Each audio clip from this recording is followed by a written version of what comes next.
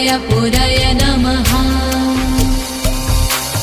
ॐ ह्रीं श्रीं क्लीं श्रीं कुबेराय अष्टलक्ष्मी मम गृहे धनं पूरय पूरय नमः।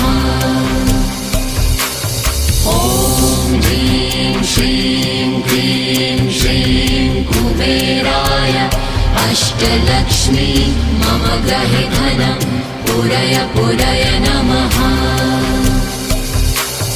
ॐ ह्रीं श्रीं क्लीं श्रीं कुबेराय अष्टलक्ष्मी मम गृहे धनं पूरय पूरय नमः।